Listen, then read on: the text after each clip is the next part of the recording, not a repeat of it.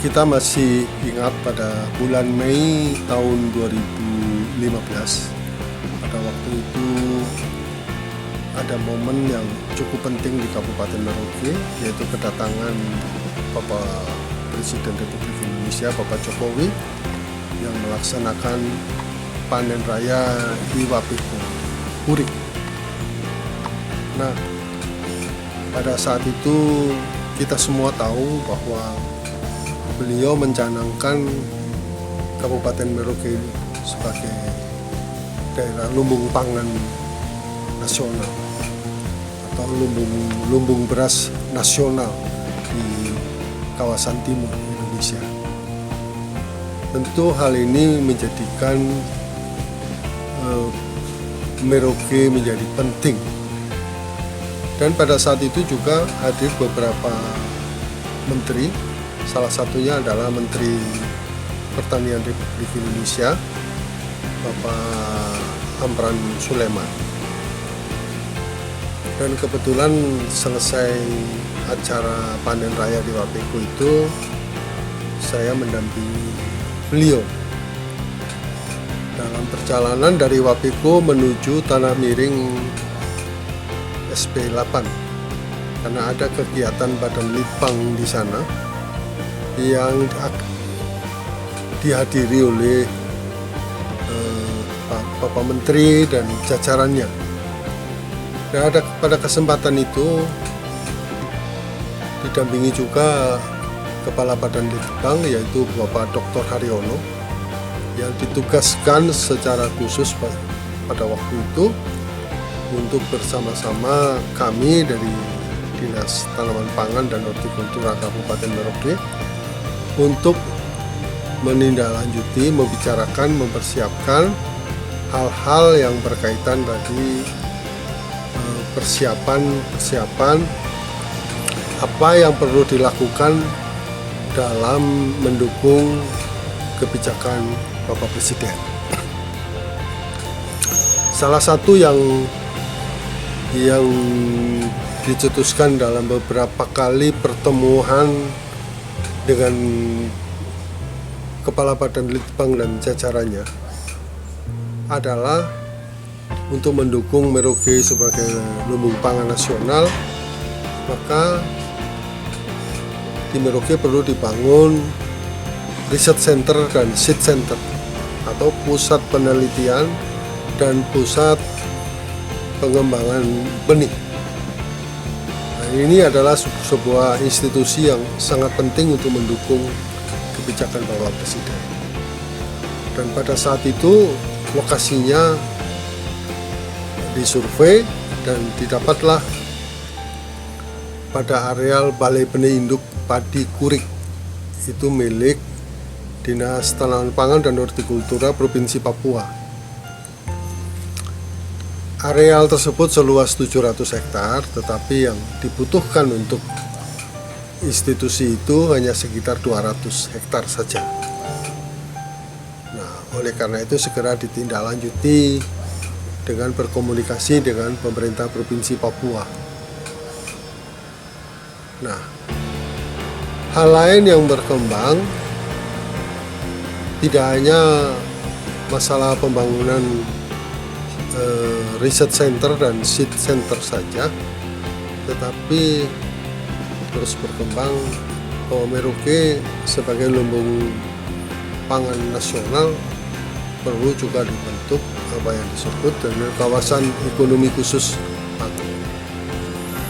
Maka pemerintah daerah saat itu telah membentuk tim untuk menindaklanjuti. Nah, tentu antara kawasan ekonomi khusus dan pembangunan Research Center dan Seed Center ini sangat-sangat mendukung, sangat-sangat berkaitan. Nah, dalam tentu kita juga mempunyai harapan bahwa keduanya akan bisa secara bertahap bisa terrealisir. Tapi tentu 2015 itu sendiri saat-saat itu adalah saat-saat tahun politik mendekati masa pilkada di akhir tahun 2015, dan pada tahun 2016 awal kita mempunyai pemerintahan baru, tentunya dilanjutkan oleh pemerintahan yang baru saat itu. Nah, tentu harapan kita pada saat itu bahwa semua yang sudah menjadi harapan banyak orang tentang kawasan ekonomi khusus pangan dan terbangunnya kawasan riset center dan seed center untuk menunjang lumbung pangan ini tetap sangat diharapkan di dalam pemerintahan yang baru. Nah, oleh karena itu ini juga menjadi pijakan atau menjadi pemikiran kita bersama. Kemungkinan ini bisa dihidupkan kembali dalam pemerintahan bupati yang baru nanti, agar Merauke tetap kembali dipercaya sebagai kawasan lumbung pangan nasional, serta didukung dengan pembangunan riset center dan seed center untuk mendukung itu. Dan harapan masyarakat saat itu tentu belum padam sampai saat ini, sehingga ini akan bisa mengatasi masalah-masalah yang sekarang terjadi. Dan kalau kita lihat perkembangan sekarang, tentu dengan berbagai macam perkembangan teknologi pertanian yang ada, maka pembangunan kawasan ekonomi khusus pangan ini bukan hanya bertumpu pada masalah padi semata, tapi bisa juga berkembang pada pangan-pangan yang lain, seperti pangan yang berbasis pada ternak. Kita juga mempunyai keunggulan di bidang peternakan, yaitu sesuai SK Gubernur tahun 1989 itu adalah Merauke, termasuk selain padi juga adalah sawi potong. Selain itu juga kita masih punya potensi-potensi pangan yang lain yang berbasis perikanan dan lain sebagainya, sehingga kawasan ekonomi pangan ini selain padi, untuk era mendatang bisa dikembangkan komoditas-komoditas pangan lain yang dibutuhkan. Nah,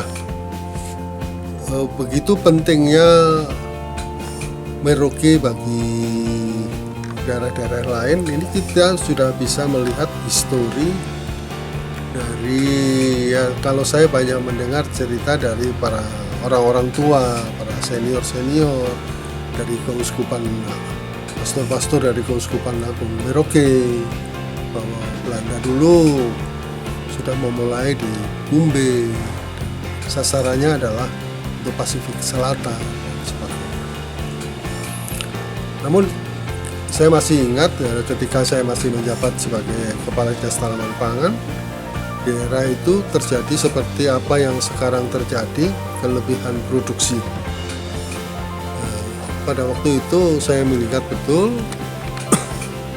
Bupati berkomunikasi dengan Gubernur Provinsi Papua yang waktu itu adalah Bapak Lukas Nmb, dan sekdanya Pak Heri Dosinaen, serta asisten duanya adalah Bapak Lopati.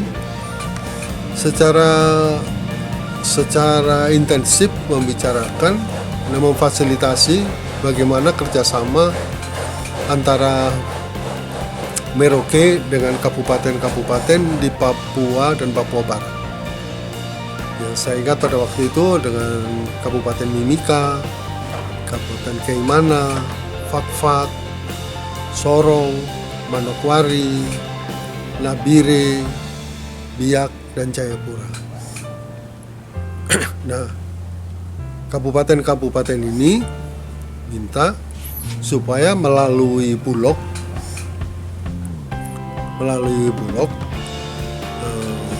ini bisa disuplai beras dari Merauke.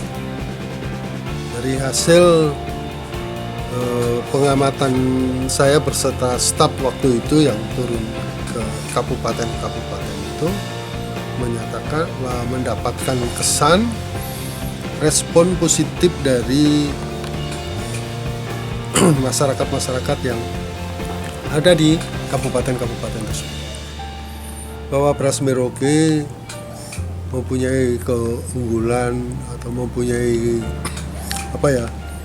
keunggulan yang spesifik.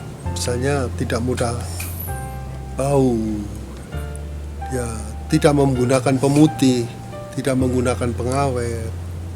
Jadi beras Merauke itu lebih aman. Sehingga saya ingat betul ketika saya berada di pasar Timika beserta staf saya pada waktu itu, pedagang-pedagang beras itu mengerumuni saya. Mengapa saya tidak membawa beras? Dan mereka siap untuk menerima beras dari mereka. Sebetulnya tidak hanya dari beberapa kabupaten yang sudah saya sebutkan. Beberapa yang sudah kami dijajaki saat itu adalah seperti Kabupaten Maluku Tenggara. Dan mempunyai respon positif, cuma segmen kualitasnya sangat berbeda dengan yang lain. Tapi itu tidak masalah, bisa dilayani oleh. Nah, itulah betapa pentingnya kerjasama pada waktu itu. Saya melihat ya, karena saya sebagai bawahan tentu tidak bisa bekerja sendiri. Ya.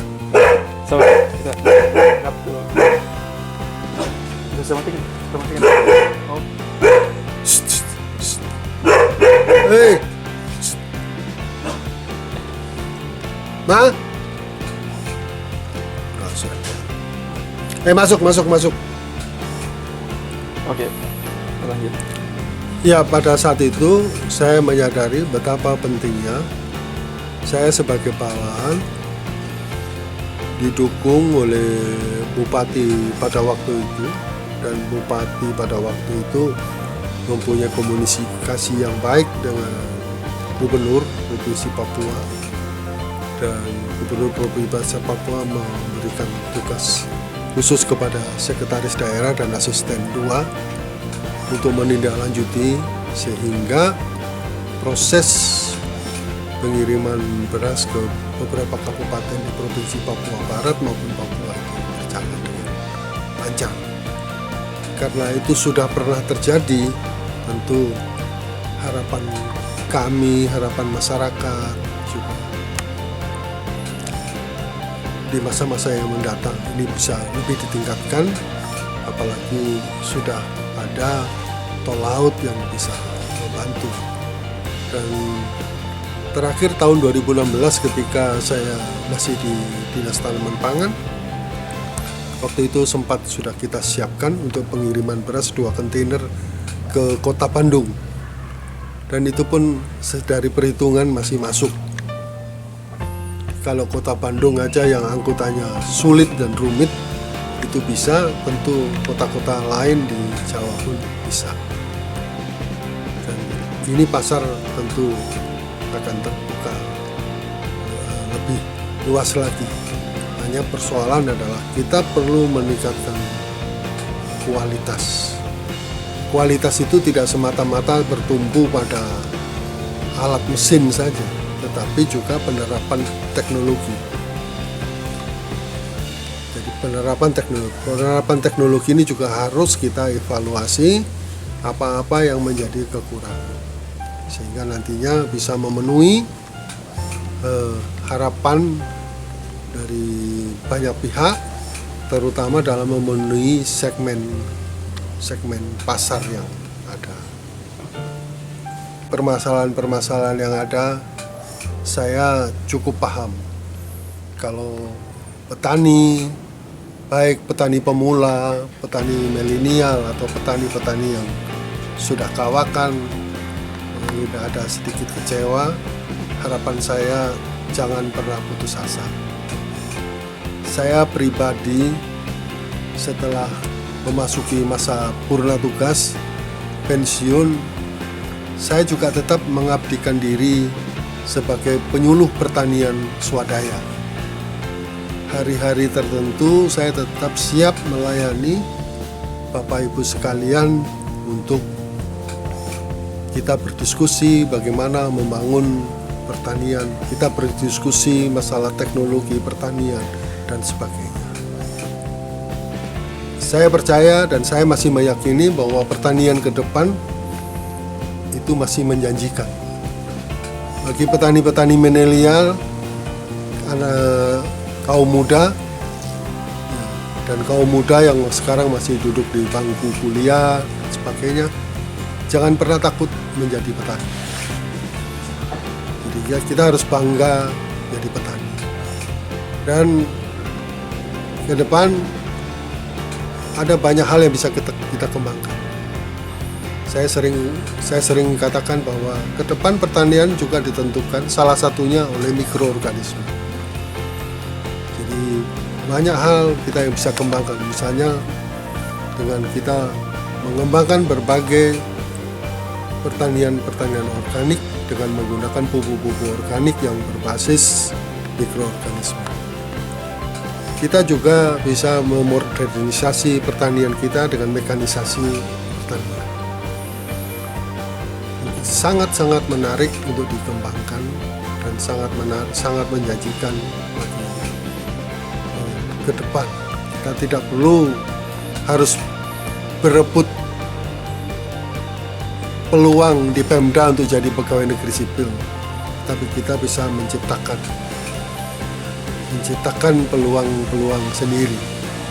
Dan harapan saya yang sekarang sedang belajar di SMK Pertanian, di Politeknik Pertanian, di Fakultas Pertanian, kelak bisa menjadi agroteknopreneur. Kalau banyak agroteknopreneur yang tercetak, maka bukan mustahil Merauke akan kembali menjadi kawasan ekonomi khusus pangan ataupun menjadi daerah lumbung pangan di tingkat nasional yang ada dengan berbagai komoditas pangan yang dibutuhkan masyarakat.